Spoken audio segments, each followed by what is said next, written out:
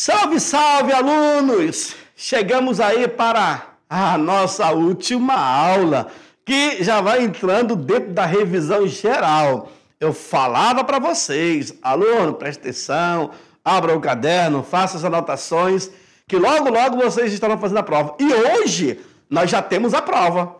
Então, parabéns a todos vocês que chegaram até aqui, que presenciaram a aula de história, que aprenderam com certeza. E agora é contigo. Vamos fazer essa revisão e logo mais teremos a nossa avaliação, tá bom? Então, o que nós fizemos para essa revisão? Deixa eu passar aqui. Opa! Deixa eu marcar aqui. Beleza.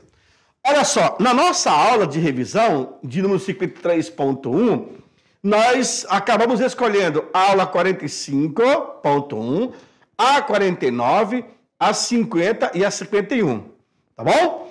Que fala sobre a reforma, contra-reforma, a conquista da América, o mercantilismo e as monarquias europeias, tá bom? Na aula 45, que foi a contra-reforma católica, a reação católica contra o avanço protestante, as ordens dos jesuítas, o Concílio de Trento e a Inquisição. Esses foram os subtópicos, os temas que nós trabalhamos dentro da reforma e contra-reforma, que vocês já viram na aula. Basicamente, hoje é só uma revisão antes da nossa prova, tá bom? Então, o que nós vimos na reforma católica? A contra-reforma, a reação da igreja foi imediata para punir aqueles que ousassem levantar a voz contra o clero. Para as ideias não se propagarem, os ideais não se propagarem, né? O mundo cristão recuperou a unidade perdida. A própria igreja ela vai conseguir se manter unida e defensora de um segmento religioso. O movimento protestante avançou pela Europa e, ao mesmo tempo, vai conquistar novos seguidores, novos reis, novos ambientes. E não deu outra. A Igreja Católica vai ter, sim, que dividir seu poder com outra religião. É criada a Ordem dos Jesuítas, certo? Essa Ordem Jesuíta foi assim que aconteceu o Concílio de Trento, e esse concílio também ele vai restabelecer o Tribunal do Santo Ofício, que é a Inquisição. No ano de 1540, o Papa Paulo III, é ele que vai aprovar a criação da Ordem dos Jesuítas. E essa Companhia de Jesus, que é a Ordem dos Jesuítas, será fundado pelo ex-militar, que agora é padre, Inácio de Loyola, que é um espanhol. E essa ordem irá partir para a África, a Ásia e também para a América. Show? No Concílio de Trento, aprovado em 1545 pelo Papa Paulo III. O concílio apresentou medida disciplinar e também eclesiástica, o que pode, o que deve e o que não deve. Então, nessa época, para ser padre, passaria por um processo longo e prolongado, né? O concílio determinou a elaboração de um catecismo, quando você procurava estudar para conhecer melhor a função da igreja, do padre, tudo a respeito dela. Eu também mostrei na Contra-Reforma alguns instrumentos que serviam para a tortura durante o Tribunal do Santo Ofício. Isso para arrancar a confissão do herege. No ano de 1231, a Igreja Católica havia criado os tribunais de Inquisição. Então, matava-se em nome de Deus, justificava-se da verdade. Certo? Depois, partimos para a aula 49, que é a conquista da América. E lá nós falamos sobre o Tratado de Tordesilhas, criado em 1494, a política, a economia e a cultura desse povo, e especificamente nós abordamos a criação, onde estava localizado o povo, os incas, os maias e os astecas. O Tratado de Tordesilhas, que vai ser assinado entre Portugal e a Espanha, que dividia as conquistas entre essas duas maiores potências, no caso, os portugueses e espanhóis.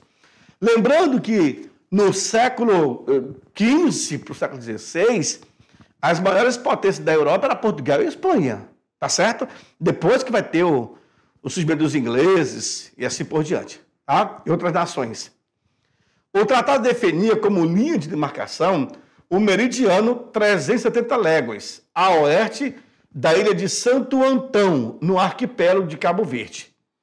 E durante a aula eu expliquei, até então era 100 léguas. Portugal reclamou e foi para 370 léguas. Tá certo? A linha estava situada a meio caminho entre essas ilhas que pertenciam aos portugueses. E as ilhas das Caraíbas, descoberto por Colombo. Então, assim, na verdade, a criação desse tratado foi uma imposição devido à bula intercoiteira de 1423, fazendo com que Portugal perdesse alguns países, algumas ilhas. Aí logo se criou esse outro acordo. Depois, aluno, nós falávamos sobre essas civilizações dos Olmecas, né? A civilização se desenvolveu, dos maias, estou falando. Os maias acabaram se desenvolvendo na península de Yucatán, que fica ali na América Central, portanto, século VII. E essa civilização, os maias, eles plantavam, a economia deles, o milho, o feijão, a batata, que é a batata doce, né? Mas eles também não conheciam o ferro, a roda. Olha só que a roda foi uma grande invenção humana. O arado e o transporte de animais. Até mesmo para poder usar o animal como o seu parceiro, né? Ali no roçado, eles não sabiam. Por exemplo, usar o boi para fazer o arado. Não, eles não tinham esse conhecimento. A sociedade maia, ela era dirigida por poderosos sacerdotes. Ou seja, não era só um, eram vários, tá? Os astecas, a civilização se desenvolveu na região que hoje é o atual México, já no século XII. Os maias, século VII. Os astecas, XII. Os astecas eram governados por um rei poderoso, diferente dos maias, que eram por sacerdotes, que viviam na cidade de Tenochtitlán, que é a atual cidade do México. Plantavam também o milho, o feijão, o cacau, o algodão, o tomate e o tabaco. Dominavam as técnicas da ourivesaria, também da cerâmica e da tecelagem. Isso os astecas. Ou seja, já era mais evoluído do que os maias. E os incas, professor? Essa civilização, ela se desenvolveu naquelas regiões ali que compreende o Peru, a Bolívia, o Equador e também parte do Chile. E vai alcançar o seu esplendor no século XIV. Então, Maia, século VII. Azteca, século XII. Inca, século XIV. O império chegou a ter 20 milhões de habitantes. Nossa, muita gente. Eles também plantavam o milho, a batata doce e o tabaco, tipo os maias. Desenvolveram a tecelagem, tipo os astecas, a cerâmica, a metalurgia do bronze e também do cobre. Fechou? Beleza? Está acompanhando, que maravilha, então. E aí, falamos sobre também o mercantilismo, a arte barroca no absolutismo, que foi falado bastante, assim também como os teóricos absolutistas, os pensadores que justificavam o porquê que o rei era rei. Certo?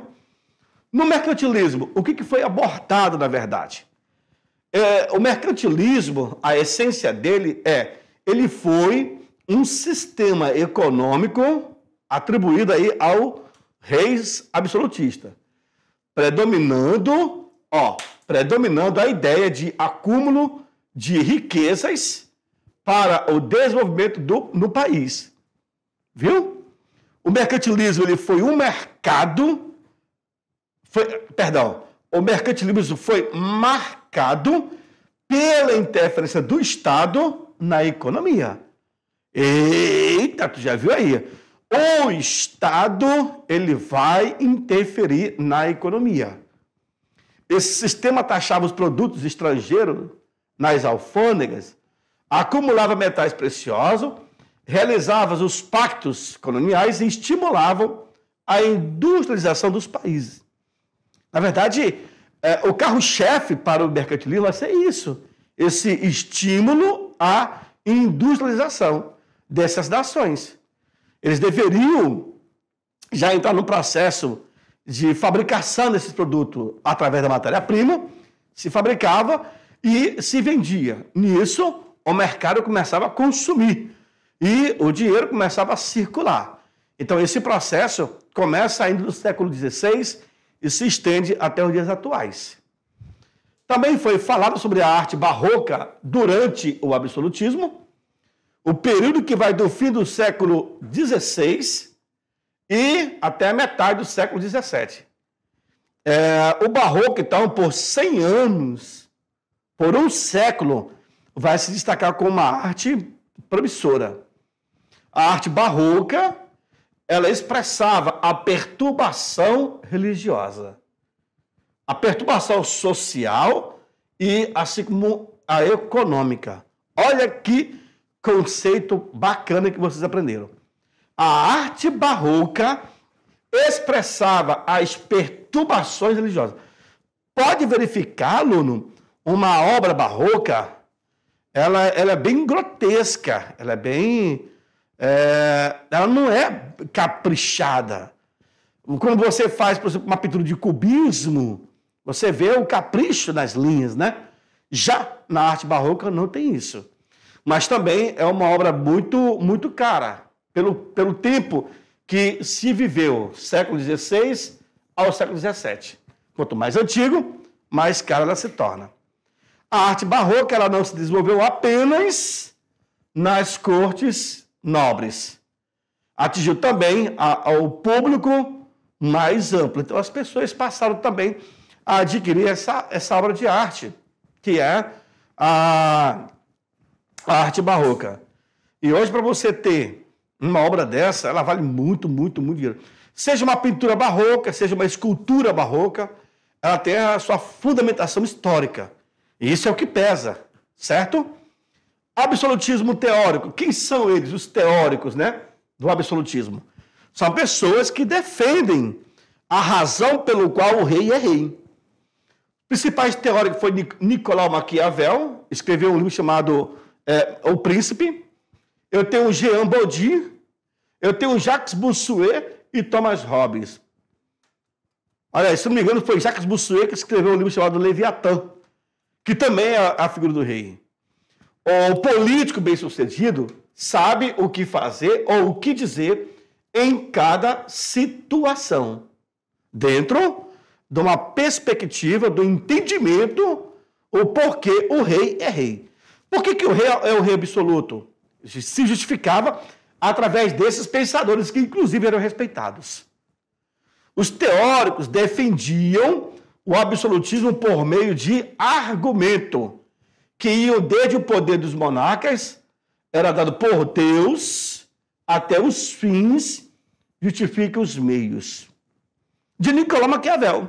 Ou seja, o cara, ele é grosso, ele é valente, ele é autoritário. Ou seja, você faz por onde? Ele é autoritário porque fizeram por onde. Então, na verdade, os fins acabam justificando os meios aplicados. Daí que está. Os fins justificam os meios. Perfeito? Bom, e aí os pensamentos dos teóricos, Jean Bodin, destaque para ele, Jacques Bossuet e Thomas Hobbes. O que diz Jean Bodin? Ele fala o seguinte: toda a soberania e autoridade sobre a terra pertencia ao Estado, e o soberano era o representante legítimo de Deus para governar os homens. Isso aqui fala Jean Bodin. O Jacques Bossuet, ele diz: o trono real não é o trono de um homem, mas o trono do próprio Deus. Viu aí, aluno? O Thomas Hobbes, ele fala, para poder construir uma sociedade, é necessário que cada indivíduo renuncie a uma parte de seus desejos e chegue a um acordo mútuo. Essa é a explicação. E aí, por último, as monarquias europeias. Clero, nobreza e burguesia. Aí a monarquia de Portugal, Espanha, França, que também foi trabalhada. Clero, nobreza e burguesia continuaram a ser a classe dominante, como havia sido durante a Idade Medieval, e vão se perpetuar também na Idade Moderna. A dominação social residia na posse da terra e também na produção do tipo feudal, baseado na exploração dos camponeses e dos servos. O Estado absolutista teve o controle sobre a massa, reprimindo revoltas populares com seus exércitos e também o controle através do Tribunal de Santo Ofício. A monarquia em Portugal, vale lembrar que Portugal foi um dos primeiros países da Europa a consolidar um governo forte e centralizado. Na pessoa de quem? Do rei. A formação da monarquia portuguesa iniciou-se na luta pela expulsão dos árabes, que estavam na União Ibérica, ali na Península Ibérica, desde o século VIII. E aí, quando foram expulsos, foi fundado o reino de Aragão, Navarra, Leão e de Castela. Com isso, na Espanha, a formação da monarquia espanhola se deu logo após as guerras de reconquista da Península Ibérica. No ano de 1409, o casamento entre Fernando, herdeiro do Aragão, e Isabela, de Leão de Castela, vai se criar um reino agora muito resistente. São 3 reinos em um. No ano de 492, os exércitos de Fernando e de Isabel apoderaram-se de Granada e expulsaram os árabes que estavam naquela península. E aí marcou definitivo a expulsão deles da região.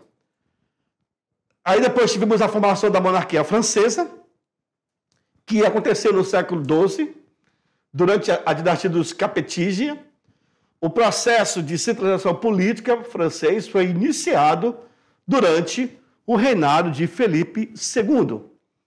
O rei francês articulou um corpo de funcionário público para impor a autoridade real em oposição aos senhores feudais.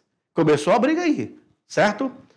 Joana d'Arc, que nasceu na França em 1412, vai morrer em 1431, ela foi uma importante personagem na história francesa, durante a Guerra dos 100 Anos. E a gente sabe que após a morte de Joana d'Arc, teve aí, acabou, na verdade, passou mais um tempo, vai acabar essa guerra, mas Joana acaba sendo contemplada e se torna padroeira da França, vira uma santa, pela técnica que foi utilizada, certo? Bom, aluno, vista agora essa revisão geral, nós deixamos vocês para poder fazer essa belíssima prova. Não tenham pressa, gastem o tempo que for necessário. Vocês já tiveram a aula com a gente, né? Já aprenderam, fizeram anotações. Agora, fiquem vocês. Nós iremos retornar apenas no 2º ano, tá certo? Mas fique tranquilo, sucesso a todos e nos vemos ano que vem no 2º ano. Sucesso na prova, eu não vou desejar sorte. Sorte é para quem não estuda. E como vocês estudaram, sucesso e até ano que vem. Tchau, tchau.